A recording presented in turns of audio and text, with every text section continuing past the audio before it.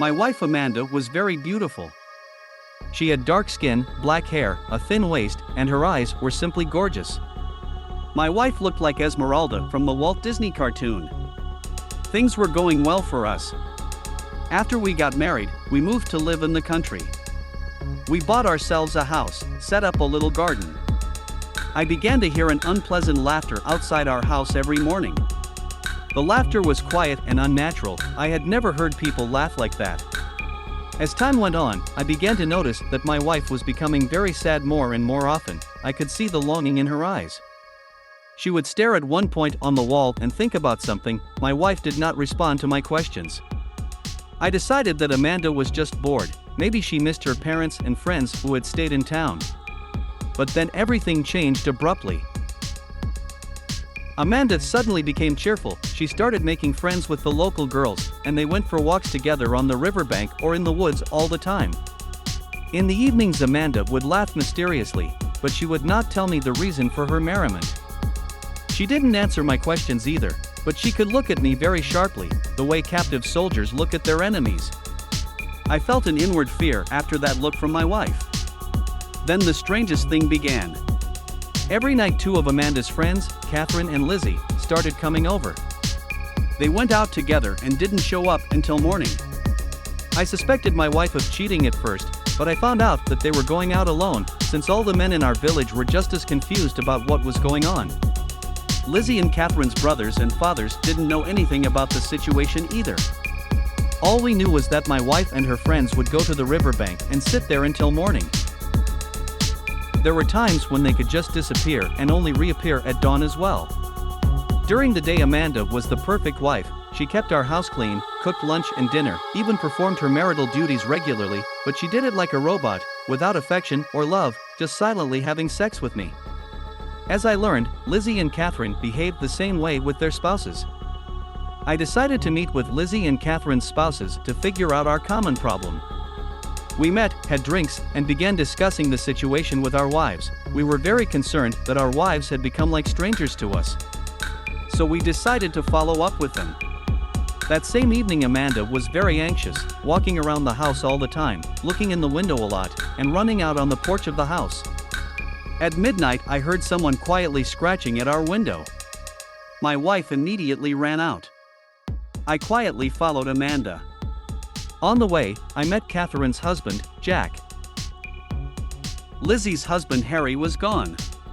The two of us quietly followed our wives. They were walking toward the river, but then suddenly changed their direction abruptly toward the cemetery. We got creepy. Jack said he wouldn't go to the cemetery at night. He was really scared, so he just went home and I was alone. I was scared too, but I was really worried about my wife, so I overcame my fears and kept watching. Amanda and her friends walked farther and farther into the depths of the cemetery. And then I lost them. They disappeared. It was very dark, but soon the moon appeared, and I could see the outlines of the graves. But as soon as I crossed the boundary of the cemetery, everything changed abruptly. Strange noises appeared, and the graves were in motion, as if they were performing a demonic dance. From time to time the graves disappeared, as if they dissolved into thin air, and some bushes appeared in their place. Which was very strange, because the cemetery was well-groomed, and there was nothing but lawn and graves. The noise grew louder and the bushes grew taller. Soon the bushes began to take on human shapes. I suddenly felt something push me in the side. I looked around and saw Lizzie's husband Harry. He was standing there, smiling mysteriously. I didn't understand where he'd come from, since he hadn't gone with us to watch our wives. Harry said he fell asleep, so he didn't come with us, but then he woke up and came here. Harry said it was very beautiful here and started pointing his hand somewhere in the direction. I didn't understand what could be beautiful about this creepy place at night. When I turned around, I saw that Harry was gone. He was gone. There was a grave where Harry had been standing. I could have sworn on anything that this grave wasn't here a second ago. I felt my blood run cold in my veins. I collapsed to my knees. Shadows began to dance around me. Suddenly I heard one of the shadows start calling my name. I could smell the damp earth. Suddenly, something heavy came over me from behind and threw me to the ground. I grabbed hold of a bush with my hands and started trying to get out. But the creature held me very tightly. I screamed in desperation and managed to break free. I stood up abruptly. I saw that no one was around me anymore, and that I was no longer in the cemetery. I was in a clearing, and I could see our village ahead. I heard again that gentle voice calling to me from the shadows. The voice was calling me to myself. I turned around at the voice and saw my wife not far from me. She was not standing on the ground like a normal person, but hovering above it, a small mist enveloping her. She waved at me and kept calling me to her, telling me we needed to go home. But for some reason Amanda was pointing toward the cemetery.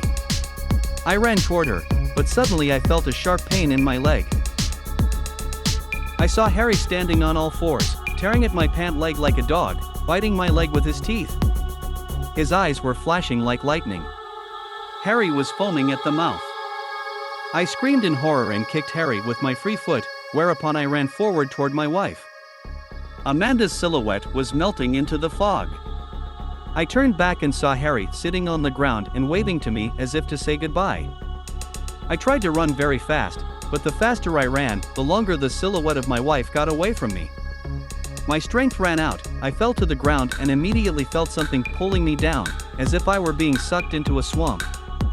My legs were already submerged in the dark slurry, and I stretched my arms forward and began to call my wife for help. The earth was sucking me in more and more, and now I let out my last breath and was sinking with my head into the dark, disgusting slurry. After a few seconds I woke up and found myself lying in a cemetery. All around me I could hear the hum of voices. There was a strange sensation that it was not the land but the sea beneath me. I could feel the waves rippling. I saw my wife standing at the edge of the cemetery, stretching out her arms to me and calling me after her.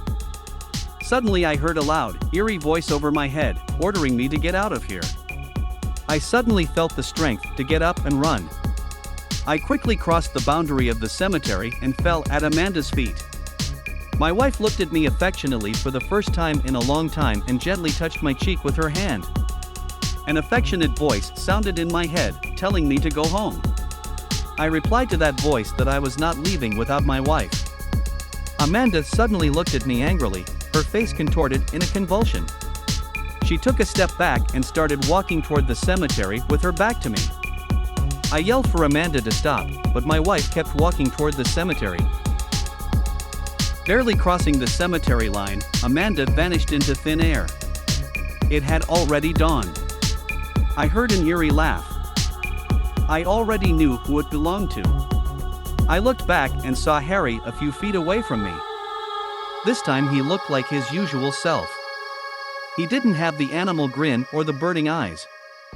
Harry told me that I would have to leave my wife. Harry added that all the women in the village belonged to some demon who also liked my wife. I tried to ask Harry what kind of demon lived here, but Harry abruptly disappeared. The fog was thickening around me, and I could barely see anything anymore. I was barely alive from the fatigue and everything I'd been through that night. I went home quietly. At home I saw my wife lying on the bed, facing the wall. It seemed as if Amanda had never left the house that night. I undressed and laid down beside her. My wife's hair smelled like swamp mud. I put my arms around Amanda and whispered, "Let it be, you love me, too." It was morning outside, and I heard roosters crowing. A couple of minutes later, I heard the quiet demonic laughter behind the house next door. A young husband and wife had moved in a few days earlier. I already knew what was going to happen in that family.